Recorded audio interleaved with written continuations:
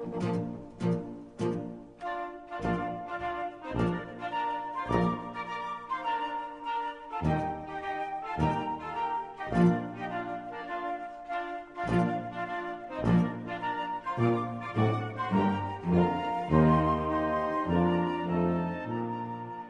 was able to transcend all sorts of divisions and set aside his ego and to be truly a national leader in a time of enormous crisis. So again, I think he was our greatest president.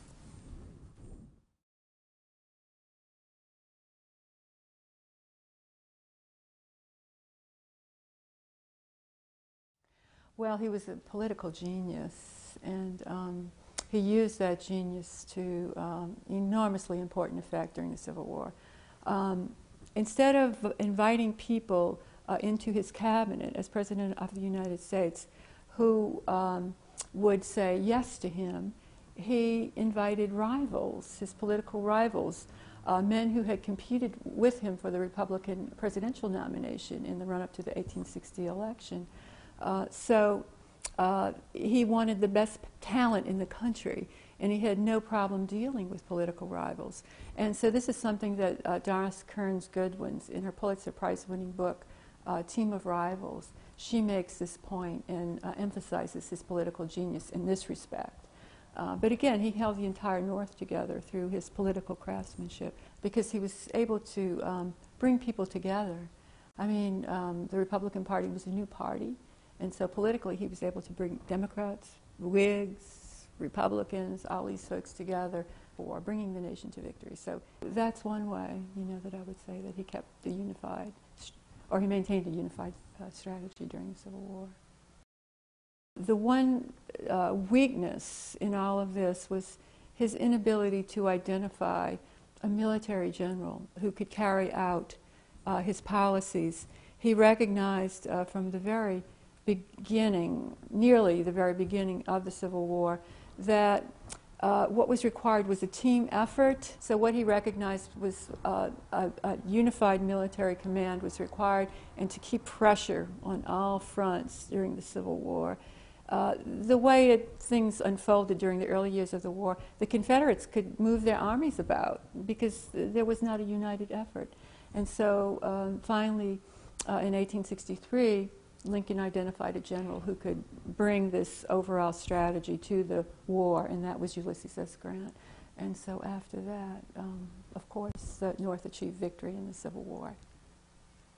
He thought that slavery was a monstrous injustice, and those are his words, a monstrous injustice.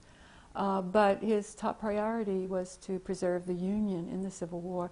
He recognized that the institution of slavery was protected by the United States Constitution, and he always was very careful to observe the Constitution, to respect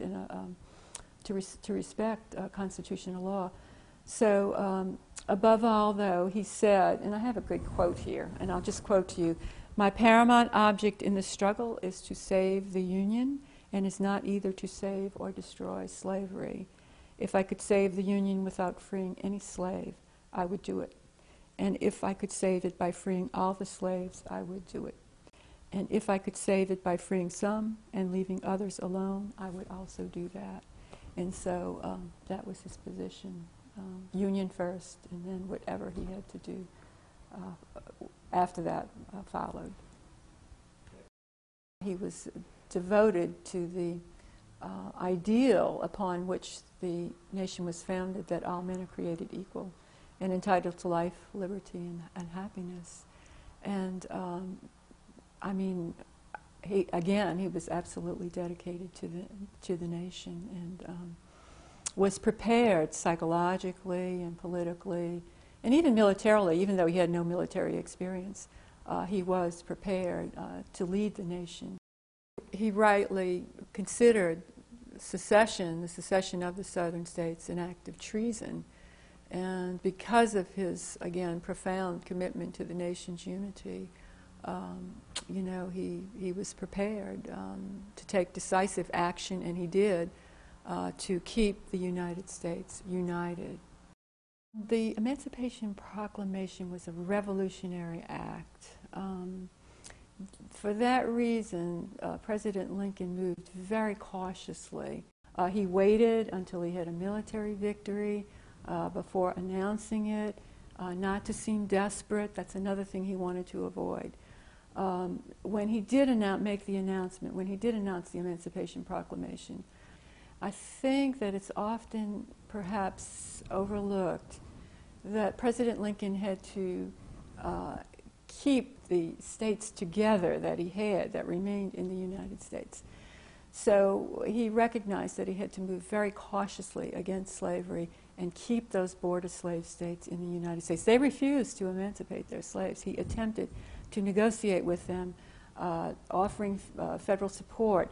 In September 1862, that unless the rebellious states returned to the Union by January 1st, 1863, that the president would declare slaves in the areas of rebellion forever free.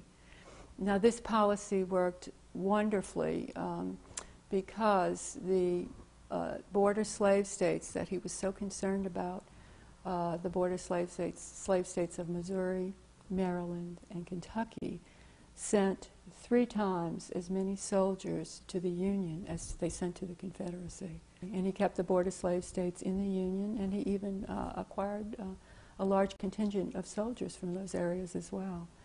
So his conservatism paid off. Again, the Constitution protected slavery. I mean, there were provisions in the Constitution that provided for slavery, the 3/5 formula and the Fugitive Slave Act. And Lincoln considered, again, he considered slavery to be a monstrous injustice. He considered it immoral. And so that I think in that way, and to that extent, he would have favored the Declaration of Independence over the Constitution, because the Declaration of Independence, again, saw all people as being equal. All men are created equal and entitled to life, liberty, and the pursuit of happiness. So I think, yes, he would have favored the Constitution over the, favored the Declaration of Independence over the Constitution.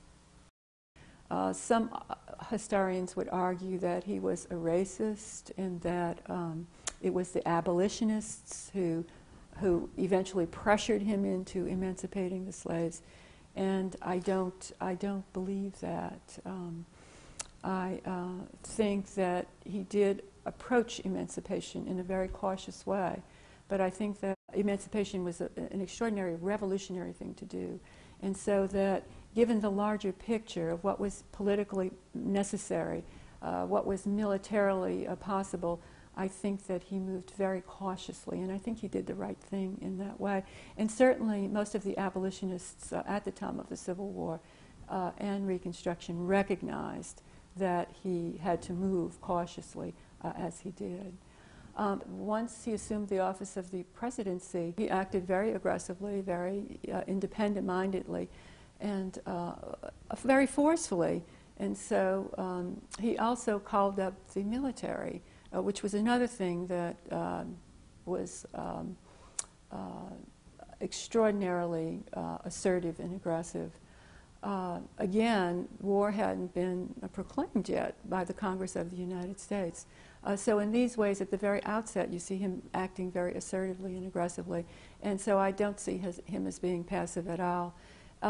He would try to use his powers of persuasion and such to bring his opponents around to his way of thinking.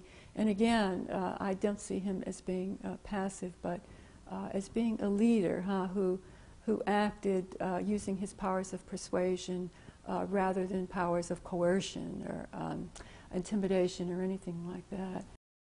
You know, the other thing, the very important thing about Lincoln, too, is you can see it in his many speeches and his statements, is that he wasn't a partisan politician. I mean, he believed in all of the people of the United States. He grieved as deeply for the suffering folks in the South as he did for the suffering folks in the North. And in my own opinion, I think he's the greatest president that we've ever had.